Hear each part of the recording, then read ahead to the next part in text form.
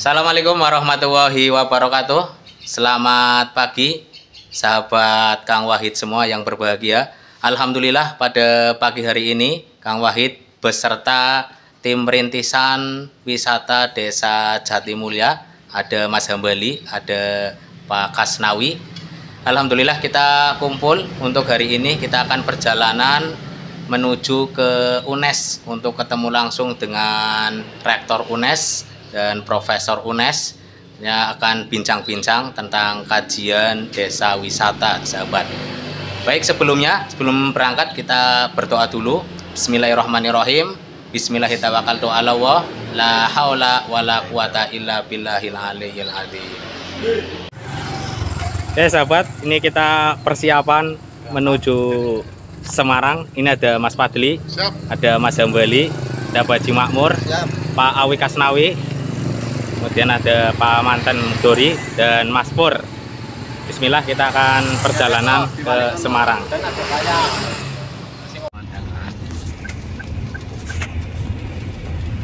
Perjalanan keluar dari Desa Jatimulya, Kecamatan Suradadi, Kabupaten Tegal, menuju kota Semarang dengan supir Masipur. Rendah nemuna supir Inggris apa nawas Driver Mas Purnomo yang paling ganteng. supir ke bahasa Arabnya Sampai daerah Pantura di Desa Bojong sana, masih di Kecamatan Suradadi, Kabupaten Tegal. Kita terus lurus sampai ke Pemalang dan nanti kita lewat tol, sahabat. Nah, itu ada orang nyebrang. Orang nyebrang. ibu-ibu itu ibu Di pasar ada nyebrang. ibu-ibu Ya, di depan kita ada truk. Sampai di gerbang tol Pemalang. Alhamdulillah siang hari ini kita baru sampai di gerbang tol Pemalang. Kita akan terus menuju sampai kota Semarang. Nih, digesek dulu etolnya. Sukses. Kita seterusnya orang kok asik kayak bekan dan pengisian bedan Lagi ya. iya soalnya saya kira lah stroke gue pakai etol. Buat sama anak-anak. Sampai di tol Batang. Ini masih terus perjalanan berlanjut dengan suasana yang indah. Di kiri kanan ada perbukitan sambil ngantuk. sejuk mengantukkan Ya. Yang penting drivernya jangan ngantuk, bro. Mobil kan jadi orang ngantuk. Gerak sih.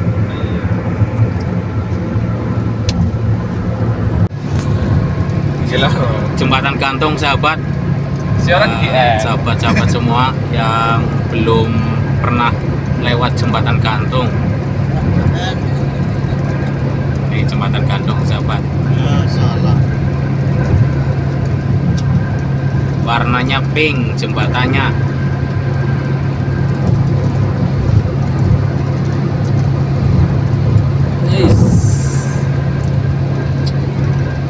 Kendal Kaliwungu. Nih. Kalau dilihat dari jarak dekat seperti ini, sahabat. Lewati jembatan gantungnya. Mampir dulu, sahabat, ngopi untuk menambah stamina di rest area. Rest area mana nih, Pak Wi? Kendal ya, di rest area Kendal.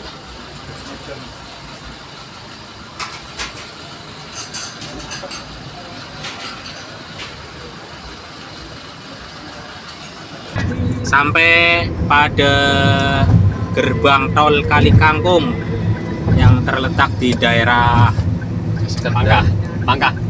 Bukan Pangkah yang di sana ya, sahabat ya. Ini di Semarang, Kali Kangkung. Akhirnya anda tekan tombol tuh. Selamat datang tol Kali Kangkung. Nyetir jangan ngantuk, itu tulisannya. Ngantuk jangan nyetir. Ente tekan tombol resip bro. Tangkap metu. Yo Mas Pur. Set tombol resip. Set. Set. Nah, kayak Fungsinya ya itu untuk booking. Alhamdulillah sahabat, kita sudah sampai di parkiran UNES dan kita sedang bersiap-siap untuk masuk ke dalam. Ini tim sedang bersiap-siap. Alhamdulillah kita sampai di Semarang jam 2 ini sahabat, di parkiran UNES. Dan ini suasana sekitar parkiran untuk sahabat-sahabat yang kuliah di UNES atau yang pernah kesini mungkin tidak asing dengan tempat ini sahabat. Ini parkirannya rindang sekali, banyak pohon di sini.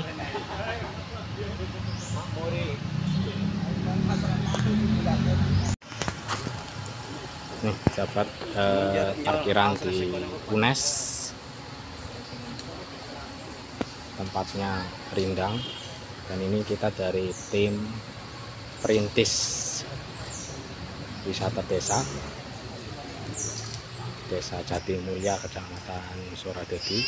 Ini akan berdiskusi langsung dengan profesor yang dari UNES untuk nanti pengkajian desa wisata, karena rencana insya Allah desa Jatimulya ini akan mengadakan desa wisata.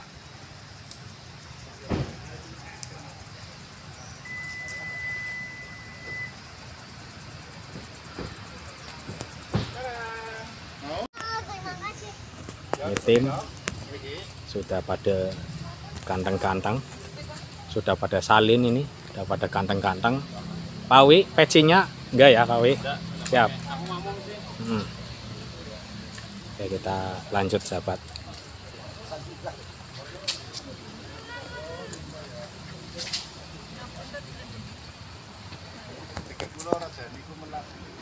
Ya, ini tim kajian. Alhamdulillah rombongan dari Jatimulya, Kecamatan Suradadi, Kabupaten Tegal.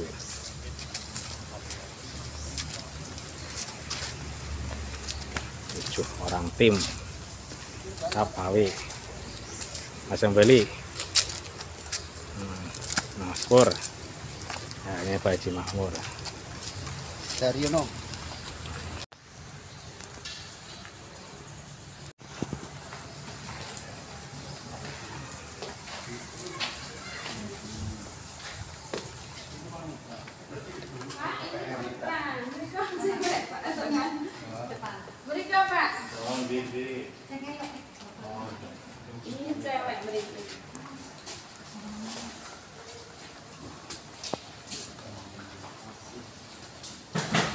Sahabat, ini praktek daun kering.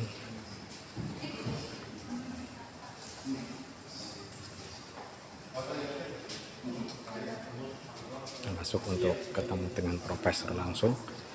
Dan ini ruangan uji coba ini sahabat. Ini banyak contoh-contoh, ada buku, ada kapal ini. Ini kayaknya hasil uji coba, uji lab.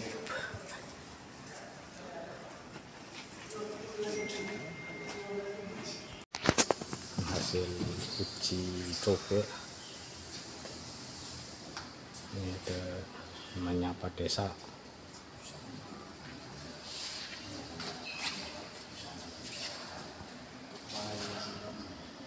Wayang KKN UNES. Nih sahabat, 2019. Ada burung merak dari bahan apa ini? Kaleng bekas ini sahabat. Ini hasil karya anak bangsa. Ini ada produk-produk, ada Asifa, ada beras organik. Nih.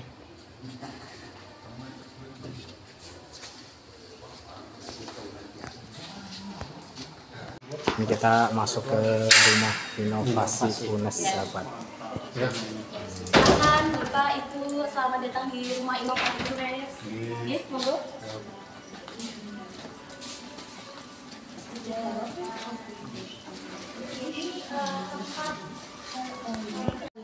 Jadi kita menghasilkan warnanya itu dari pewarna-pewarna alam ini.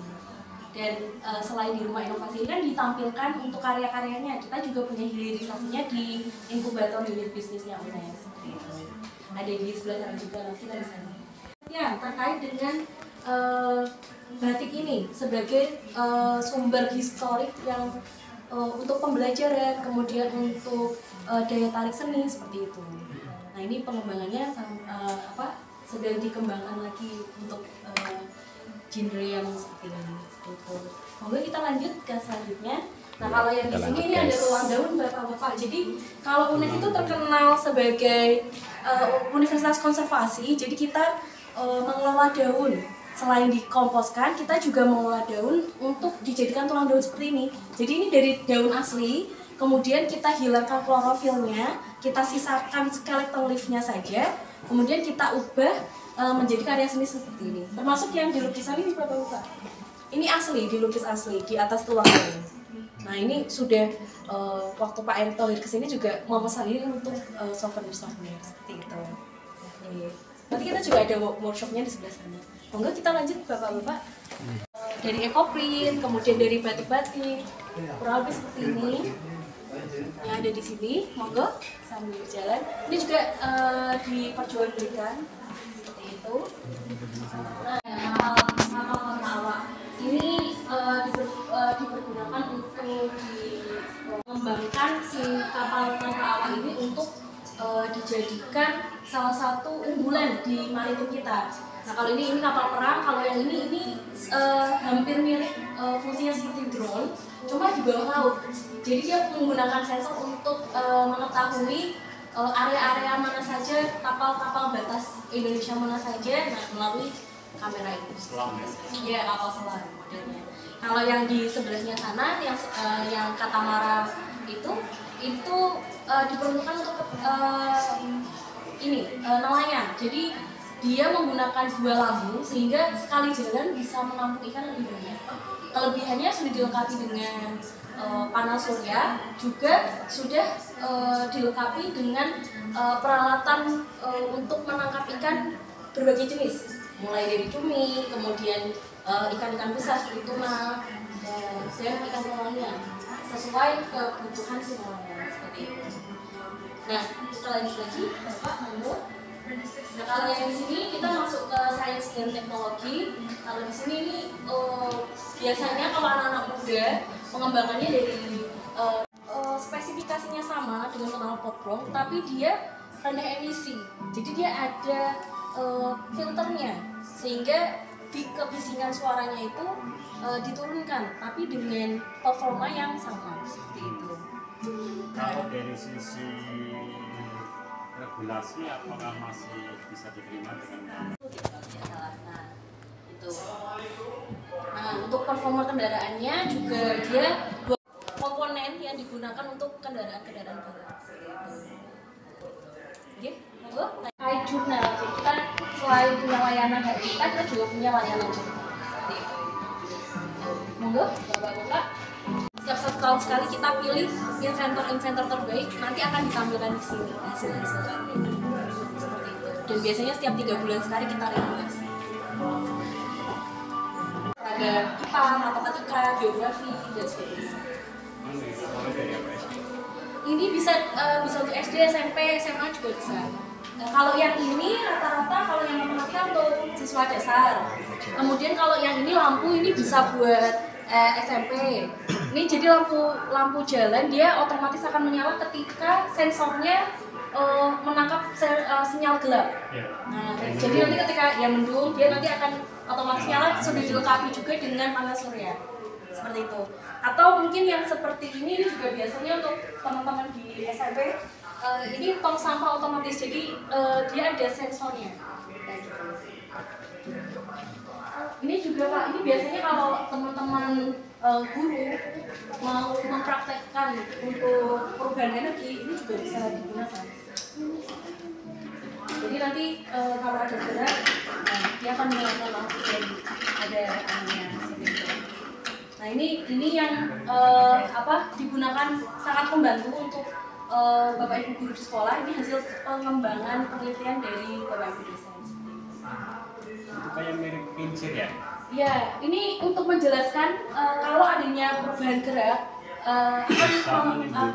perubahan energi gerak dan energi listrik seperti itu. Mengubah dari energi listrik menjadi energi cahaya. Nah kalau yang ini sama, kita juga pengembangan sekolah inklusi Bapak-Bapak. Jadi kalau sekolah inklusi itu dimana teman-teman siswa yang reguler akan disatukan dengan teman-teman yang berkebutuhan khusus. Nah, untuk pengembangannya kita membuat alat yang bisa digunakan untuk teman-teman yang reguler dan berkebutuhan khusus. Karena di sini sudah dilengkapi dengan braille. Seperti itu. Ini bisa digabung ya? Ya bisa digabung. Karena memang kalau untuk sekarang kan pendidikan mengarahnya ke pendidikan inklusi. Nah, salah satu alat yang kita coba buat alat-alat yang mendukung pendidikan inklusi di sini. Mbak, silakan lanjut. Nah, dan menggunakan teknologi FTHPC, Low Temperature High Pressure Cooker. Kita punya alat yang diciptakan oleh teman-teman di teknik, dikembangkan untuk membantu UMKM di Semarang, klaster Bandeng di Semarang dalam pengembangan bandeng khususnya bandeng presto, supaya bisa memasak dengan lebih muat banyak. Unit bisnis di mana kita mengembangkan potensi UMKM, binaan, kemudian mahasiswa yang punya bisnis kita jadikan satu di inkubator bisnis, kita kembangkan potensinya mulai dari pendampingan sampai nanti ke pemasaran seperti itu. Kalau dari teman-teman UNES itu suka banget mengelola minyak jelantah. Nah kalau ini minyak jelantah dikelola menjadi tidak akan terbuang si minyak jelantah. Nah kalau ini kita punya teknologi mengubah botol plastik menjadi benang filamen. Nah, filamen ini nanti akan digunakan untuk bahan 3D print. 3D print yang besar-besar seperti ini. Biasanya teman-teman di teknik menggunakannya untuk jadi komponen-komponen seperti itu. Ya dari botol plastik. Jadi nanti sistemnya sama sederhana sebenarnya. Dia dipanaskan, kemudian di sini nanti ada kipas yang untuk mendinginkan, kemudian dia digulung. Sudah jadi benang seperti itu. Nanti ketika sudah jadi ini bisa digunakan untuk di CDP. Iya, jadi ini kan nanti di slice lewat sini Pak. Ini juga ada alatnya, cuma ini sudah diambil. Setelah itu didinginkan, nanti dipintal di sini. Nanti udah siap digunakan. Nanti menggunakan alat 3D print ini, nah bisa menghasilkan sesuai keinginan komponen-komponennya itu. Kita juga banyak membantu UMKM juga Pak melalui ini alat sterilisasi susu. Nah kalau si alat sterilisasi susu ini sudah dilengkapi dengan UV juga. Jadi dia modelnya kecil tapi sudah ada UV-nya juga. Jadi sudah bisa perpaduan antara pasteurisasi dan ultra high. Kelembapan udara berubah menjadi air minum dan sudah diujikan.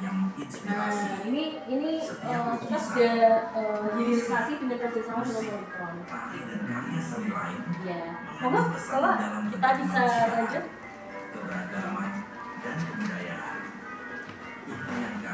Dalam setiap karya akademik pedagogis mengabdi pada kepentingan. Alatnya. Nah, sangat terbantu yang dilakukan di Semarang karena di sini ada pengatur suhu dan bisa ada timernya Pak. Jadi ini benar-benar membantu dari teman-teman di UMKM seperti itu.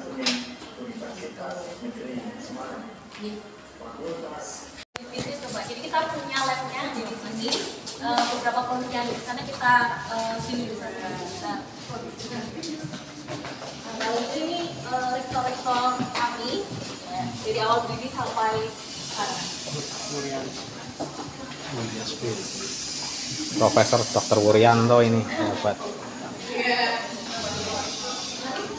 Nah ini Bapak tadi yang ekoprint. Nah kita kebetulan sedang ada workshop di sini. Nah ini ekoprint dari siapa mau? Ya kita mau diskusi, bincang-bincang sebentar sahabat. Ini kita duduk dulu di sini. Terima kasih awalnya Bapak Ibu sekalian tadi sudah dipandu sama teman-teman rumah inovasi. Jadi kalau yang sudah pernah ke UNES ya ini UNES, tapi kalau yang pertama kali nah ini alhamdulillah KPPM Inovasi di Semarang. Untuk acara yang pertama mungkin selamat datang dari Staf Susi. Selamat datang. Bapak perangkat desa dari Desa Jatimul, Desa Jatimul, ya. Surodadi ya berarti ya, Kecamatan Tegal, Kabupaten Tegal ya, Kabupaten ya. Teman-teman, ini ada Bu Anis yang mengantarkan masnya ke sini, dan ini ada Mas saya kenalkan yang tadi ngendikan adalah Mas Pinar, Kakak Subang. Kerjasama dan administrasi umum dan kerjasama.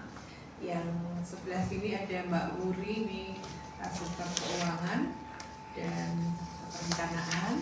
Nah, ini Mbak Anis dari dosen ekonomi bangunan, Pak Fauzul juga apa mungkin. Pada dasarnya kami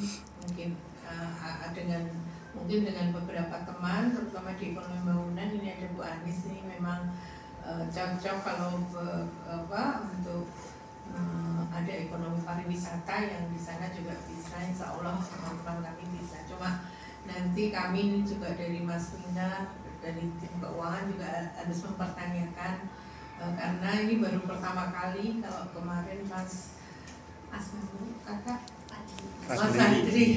Mas Fadri ngendiko bahwa ini akan menggunakan dana desa gitu ya. Nanti mungkin kami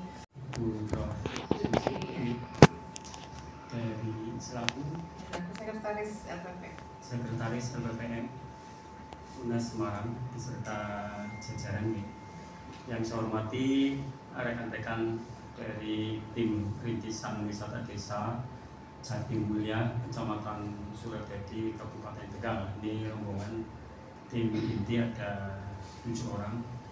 Memang sengaja ingin berkunjung di dalam rangka membangun komunikasi awal, koordinasi dan konsultasi terkait dengan rencana keinginan dari masyarakat desa Jatimulya untuk bisa mewujudkan wisata desa. Di Pantura yang mungkin pantai juga banyak. Nah, ini kita memang berada pada posisi tengah memang.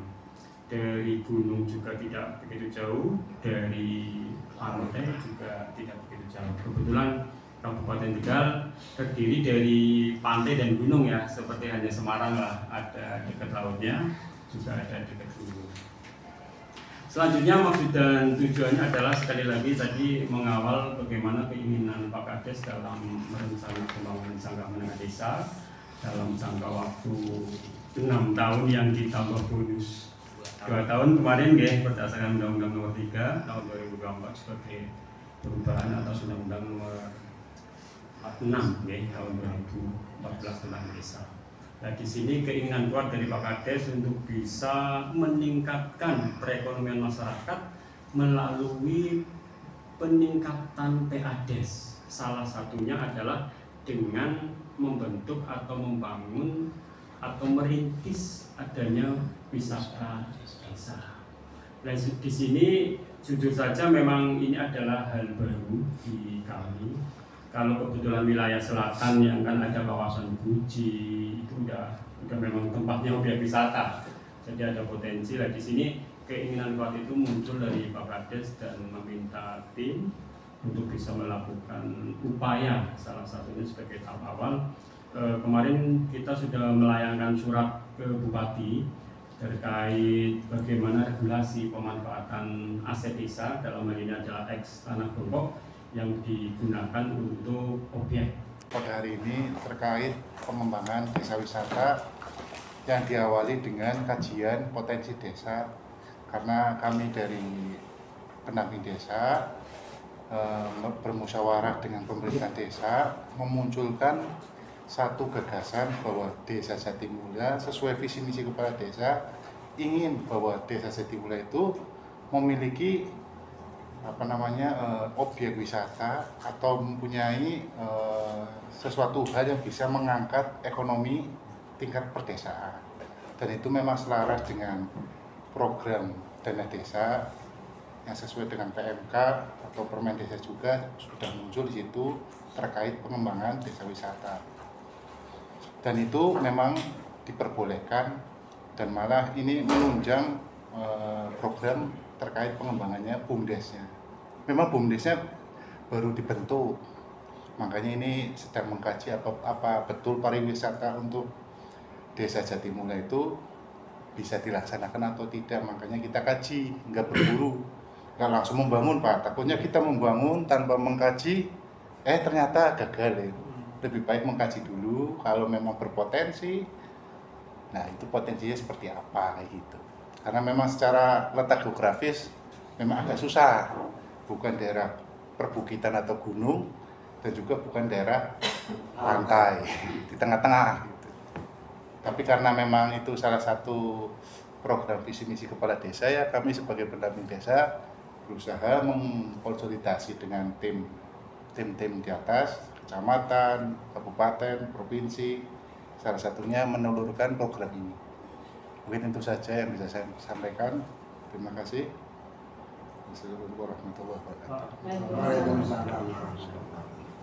Dari pihak LPPM belum pernah bekerja sama dengan desa pihak desa ya, Bapak sekalian.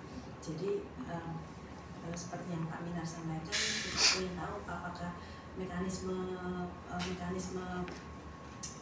anggaran di desa itu, apakah PPK-nya juga ikut di desa atau di kecamatan atau harus melalui Pemda, karena kan biasanya kalau kita melakukan kerjasama itu melalui mekanisme swakelola tipe 2 paling tidak seperti itu yang pernah kita lakukan dengan pemerintah instansi pemerintah daerah ya. Tapi kalau memang dengan desa kan kita belum pernah, jadi kita ingin mengerti bagaimana mekanismenya, apakah swakelola tipe 2 atau bagaimana gitu. Apalagi kan sekarang kita sudah PTNBH ya Pak, jadi semua pekerjaan itu kan harus lewat universitas. Ya. Ada PPN juga seperti itu, karena kita seperti pihak swasta, separuh swasta, separuh negeri. Iya, gitu sih. Bulan ini, bulan Juli berproses sampai dengan akhir September itu harus sudah selesai peraturan desa yang mengatur tentang rencana kerja pemerintah desa tahun 2025, tahun depan, alokasi tahun depan itu harus sudah ditetapkan. Nah, RKPDes ini akan dijadikan sebagai pedoman dalam menyusun RAPBDes nanti di bulan Oktober. Nah, setelah RAPBDes bulan Oktober, nanti paling lambat pada akhir Desember, RAPBDes itu kita tetapkan menjadi APBDes setelah mendapat informasi faktor indikatif dari pemerintah pusat melalui kabupaten kota. Nah, pada akhir Desember kita ketok palu, Januari sudah mulai eksekusi, APBDes sudah berlaku, sehingga harapan dari kajian ini adalah, ngapunten tadi, ada output, ada muncul keluaran, katakanlah DED, RAP gambar master plan, berapa jumlahnya, katakanlah pembangunan itu, misal sepakat keluar rekomendasi adalah objek wahana air atau apalah ya, apapun nanti, terus di situ muncul gambar, muncul DED, pembangunan 5 miliar misalkan, mohon maaf ya, itu nanti akan kita jadikan oleh tim dalam rangka untuk diusulkan melalui RAPBDes ini. Jadi kalau saya melihat waktu yang ada relatif sangat mepet, hanya kurang lebih 2 bulan dan terhitung awal Agustus itu 2 bulan kurang lah, karena akhir September kita harus ketok palu dan kita harus tahu berapa anggaran yang diperlukan untuk bisa mewujudkan wisata desa hasil rekomendasi kajian ini. Sangat mepet, kira-kira memungkinkan apa tidak, monggo kita diskusikan. Artinya kalau memang ternyata mudah-mudahan sih bisa ya, maksud saya mudah-mudahan sih bisa. Karena begini, regulasi itu hukumnya wajib untuk kita patuhi. Jadi tingkat kepatuhan desa terhadap penyusunan dokumen-dokumen perencanaan desa itu berpengaruh pada kinerja desa.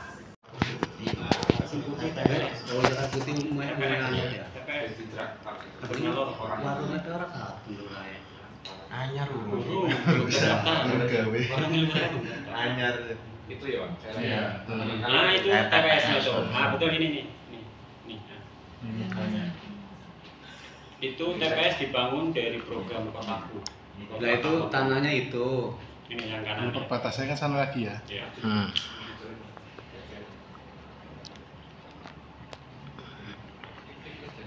Tapi kita belum, soalnya tempat sampah ini mesti orek-orek. Itu udah tempat TPS sampah berarti Pak. Iya. Itu yang mau termasuk program tahun ini ya, target tempat sampah nih. Mau di belakang itu mau di samping sana. Berarti sebelah baratnya Mas. Itu sungai-sungai kering bisa kering itu Pak. Alhamdulillah sahabat, selesai sudah kunjungan kita ke UNES dan tadi sudah berdiskusi juga dari awal sampai akhir. Mudah-mudahan ada manfaatnya, dan untuk semua penonton mudah-mudahan selalu diberi rezeki dan dimudahkan hidupnya oleh Allah Subhanahu wa taala. Ketemu lagi dengan Kang Wahid di edisi berikutnya, dan untuk edisi kali ini kita cukupkan. Assalamualaikum warahmatullahi wabarakatuh.